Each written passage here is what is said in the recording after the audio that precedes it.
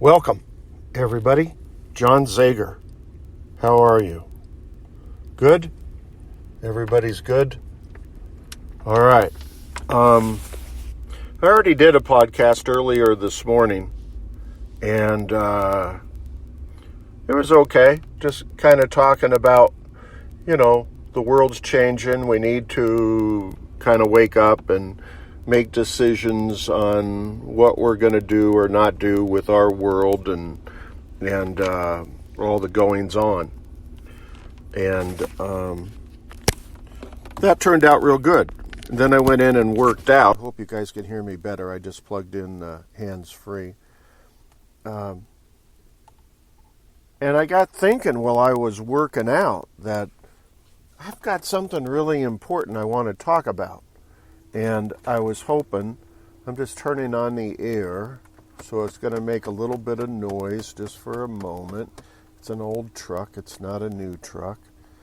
And we're going to drive and we're going to talk here for a minute about some really important stuff. And this pertains to you in particular. And let me see if I can... Okay, so here's the deal. Let me give you the premise. Tony Robbins, we all know Tony Robbins, huh? Great guy, nice guy. Has done incredible things since he started umpteen years ago. I can't believe he's been around for as long as he's been around. He's still just a young kid to me. Working and trying to get ahead and, doing his deal. And he's been successful. And there's a couple reasons for that, and I want to talk about that. I believe that somewhere I read he may be worth $500 million, give or take 100. One time I think he even responded back to me when I said that. You're not far off, or some crazy thing, I don't know. I like him. And here recently he had a week-long online project, with people. And he got a couple 100,000 people or more for all I know. Success, right? I'm turning the air conditioner on, you guys, so please, I hope it doesn't make too much noise. If it does, it does. In the beginning, and I'm using him as an example because he is an example and a role model for you and I. Okay? So in the beginning, this guy, used to portray himself in psychology, which was really like Psychology 101. I can cure anybody of some kind of habitual habit in a relatively short period of time and just, show me the person and I'll do it in front of you kind of idea. And he did it.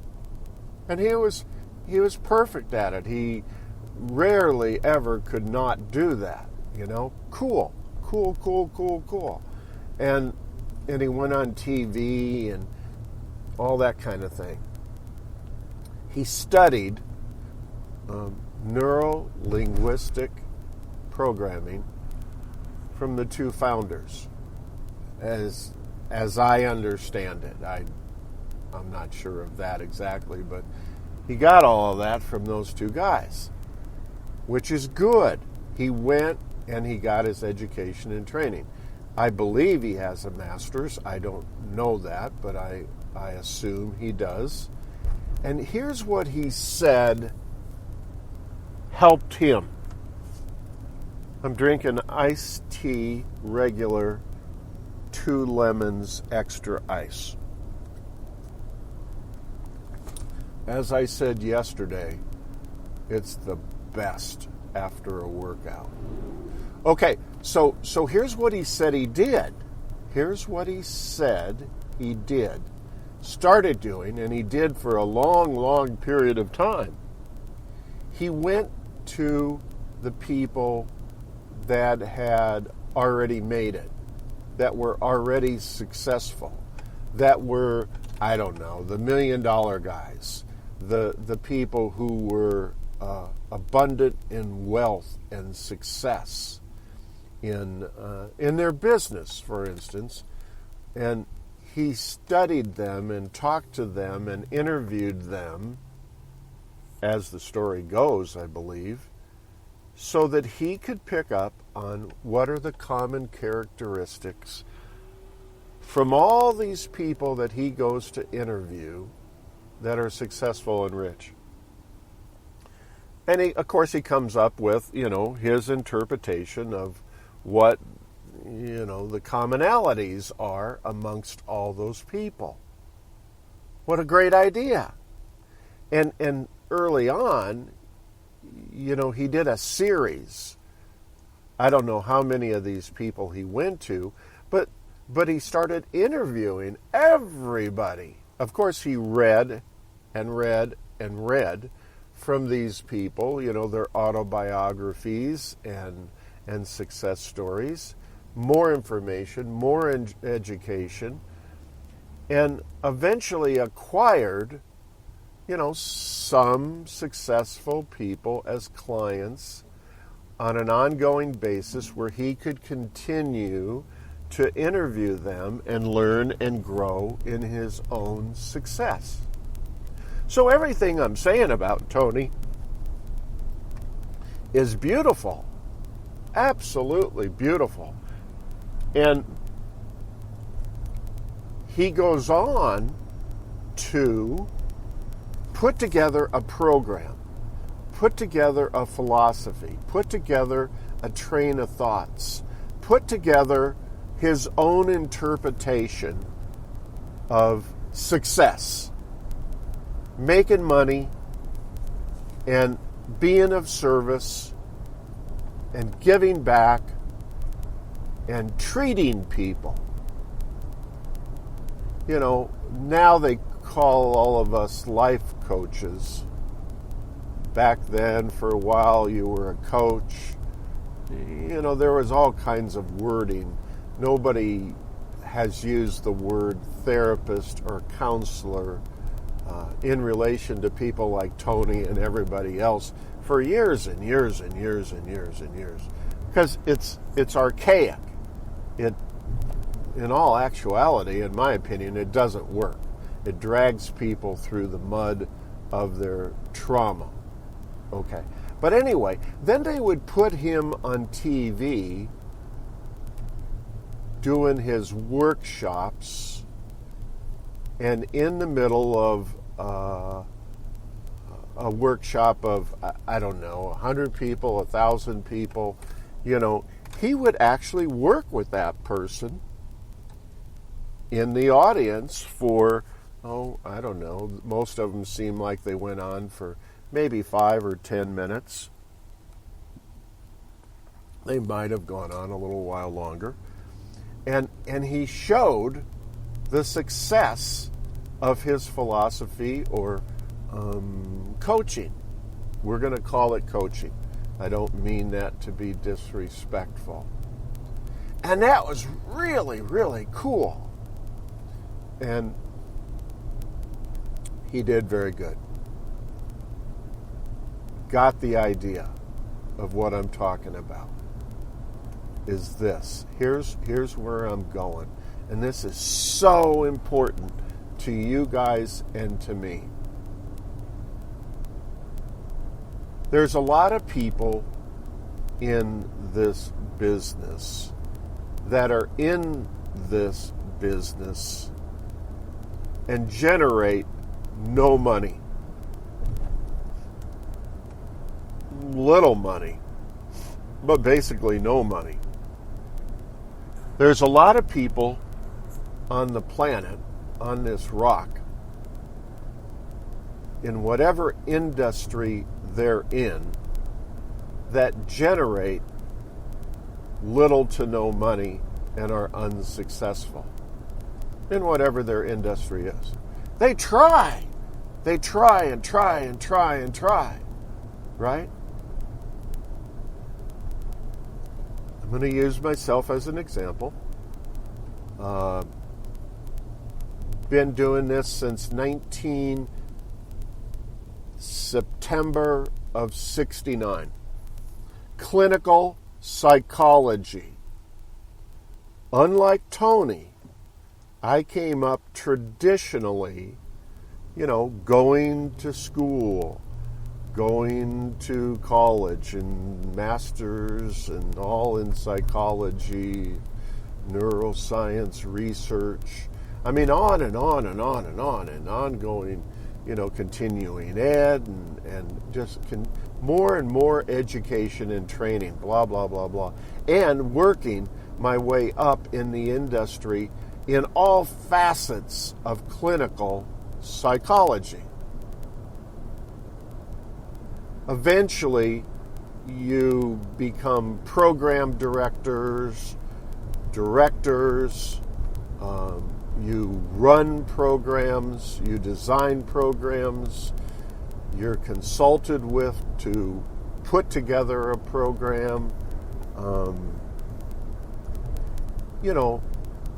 The requests for me to do things continued getting better and better, and the jobs that I were being offered got better and better. That's, through the traditional way, unlike Tony, who kind of came on the scene and just became entertainment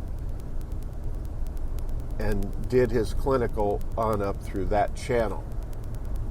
Okay, fine. So eventually what happened for me is I became, you go into private practice, right? As you get further along in your career. And for me, being in private practice in Scottsdale, Arizona was prestigious. And you continue on, and then you add on corporate work. You start taking on corporate work.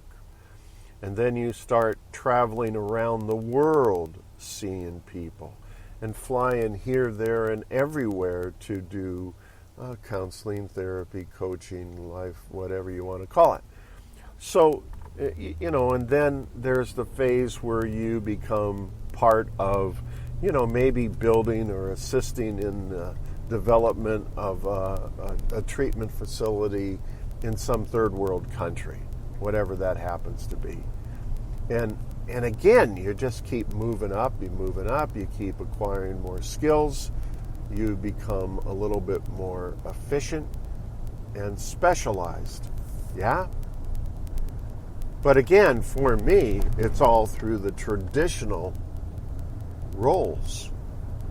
Unlike Tony, who, went completely different.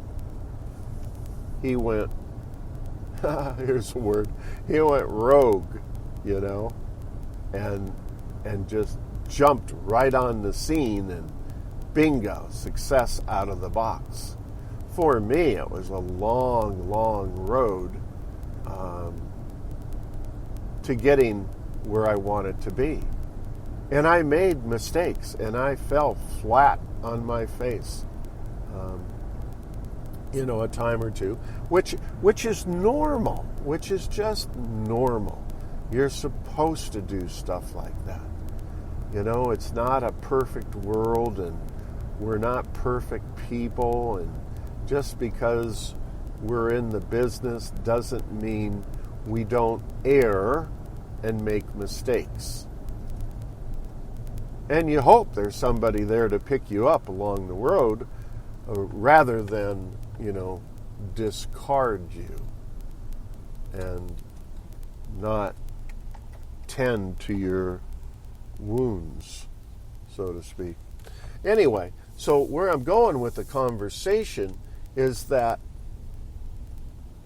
the reason I think a lot of people are in the industry or other businesses or other industries and are not highly successful is they've not become independent free thinkers and creative. Let me say that again. I believe people get roadblocked. There's walls that go up, all kinds of different walls. We could talk about that at a different time. But I believe when you don't have the creative nature, right? When you're not independent, when you're not designing your own treatment style, when you're relying on traditional realms in your industry and going through those channels, it's difficult for you to become a draw. You understand what I mean by that? So let's say, I'm going to just come up with some bizarre example. All right? Let's say whatever you do right now, let's say, I'm driving so I have to be kind of careful. Let's say you sell cars, right? And you've been selling cars for a while. And, you're getting better at it and all that kind of thing. And you're doing, the way you're supposed to. And, you're listening and learning and getting educated and all that kind of good stuff. And times are okay. You still haven't been successful. You still are in the pack. You haven't come up with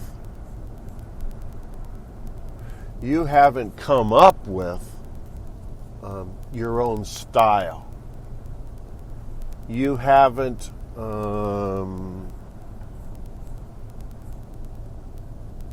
created who you are. You haven't designed anything. You're not unique in any regard other than you're with the other 8 people that are trying to get your business right when you walk on the lot to buy a car. You're just a car salesman. No disrespect meant. Okay? Here's the success. You sit down and you interview in whatever style that happens to be for you. You sit down and you interview people that have made it to 6 figures and above in the car industry. And you find out how they all did it. What was the common denominator? Right? And then you try to design that for yourself. The point is, you have to become unique. You have to become a draw. You have to be able to be different than the other 5 salesmen out there in front of you. Make sense? Your personality, how you think, act, and feel, needs to stand out. Now, I don't know what that means. That's different for different people, right?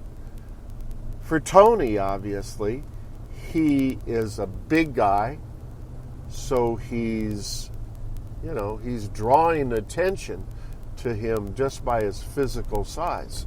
He's a good-looking man, I guess. That's helpful. I mean, he takes care of himself, if that is a better way of saying that. And he's got confidence. He's got confidence that he can do it. He knows what he can do and what he can't do. He knows his style. He's been creative enough to design how he's going to do it. And he's tried it time and time again until he's become proficient at it. He's not using traditional, he is, as a base, but he's not out there talking about, let me give this as an example. In my industry,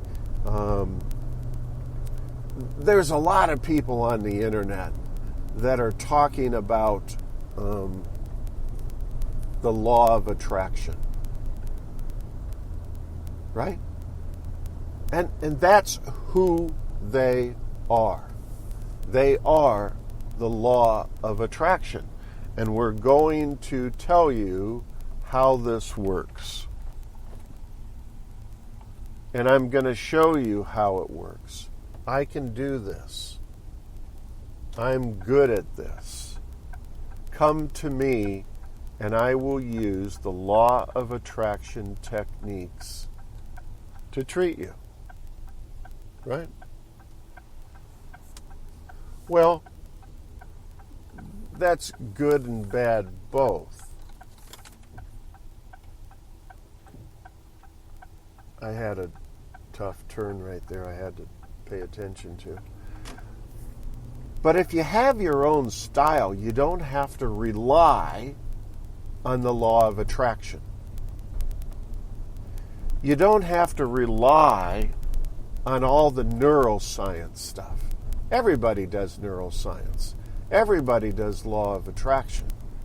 Follow me? What do you do? What do you do? What are you good at? What's your background? Where have you succeeded? How are you going to treat me differently than these other guys that treat people through the law of attraction and neuroscience? Well, I'm still, me, John Zager, I'm still going to use that stuff as a basis. But it's not necessarily who I am. What I was doing in clinical psychology 20, 30 years ago, treating people, didn't have the words law of attraction because it didn't exist back then. And it didn't have the words neuroscience attached to it because it didn't exist back then. And I was successful, highly successful. And in a lot of cases sought after. So today, no matter what your industry happens to be, right? You need to specialize in who you are. You need to specialize in who you are and what you do.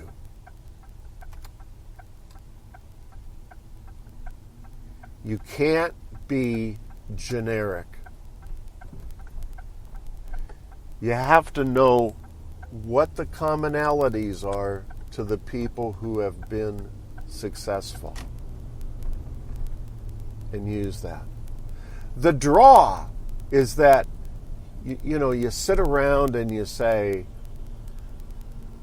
someday I'm going to start doing workshops. Right? Well, good. That's a good thing. Well, are you doing workshops?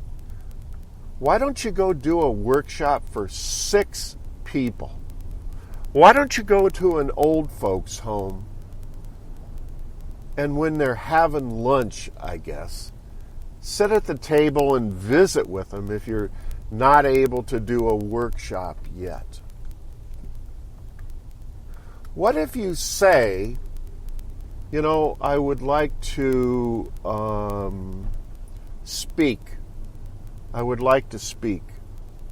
I would like to be asked to talk to a group of people about what I do in treatment, right? Well, have you done that? Why not go to an old folks' home, sit down at the table when they're having lunch, like I said, and just visit with them about what you do and being well and healthy and healing? Maybe that's where you need to start. People are not going to attract to you and your business if you're not unique, if you don't have style, if you haven't done anything yet. The credentials, as much as they are very, very important, are not mandatory. Listen to Elon Musk. Is that his name? He said, I don't even want anybody with degrees. I want people with experience. Look at Tony Robbins, way back when he was, I don't know, poking around in California on the beach or something. He didn't have a degree. You know, when he was actually doing stuff, I don't believe he had to go out and get that degree as time went on.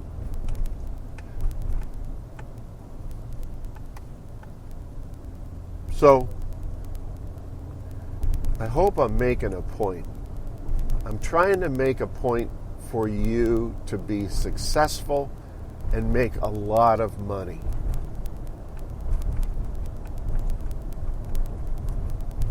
I once had a doctor talk to me about my doing neuroscience and not getting the numbers of clients, I guess, that I would like to have, or the amount of speaking engagements, or the amount of workshops that I would like to have, right? And what he said to me was, he said, credentials, you don't have credentials. And I said, I've gone to school, I've got all kinds of education and background. He says, no, not like that. Credentials in terms of how many workshops have you done? How many speaking engagements have you done? You know, how successful are you with the clients that you do have? That kind of thing. You don't have any draw. You don't have any draw. So that's kind of the way I see the deal going down. I've been doing this, you know, since I've been retired for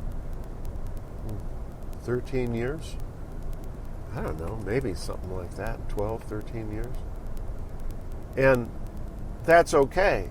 And I still continue and have continued to do all the things I've been doing when I was working actively for a company or a corporation or hospitals or private practice or whatever it happens to be. And I've not been as successful in that regard. I've not been that successful in that regard because I have no draw. Isn't that interesting? How is it that the people like Tony Robbins have become so successful and wealthy? How come those people have? How come it's just a small, minute percentage of people that have succeeded that way? And I honestly believe, it's because they've gone out and done what I've just talked about. They've gone out and they've studied other people. And they've reached out in smaller ways to get to bigger ways. And they're now successful. So anyway, take that into consideration. Contact me if you have any feedback on it. Happy to hear. And God bless everybody. Take care of one another. And I'll look forward to talking to you all again real soon. Thanks a lot. See you. Bye.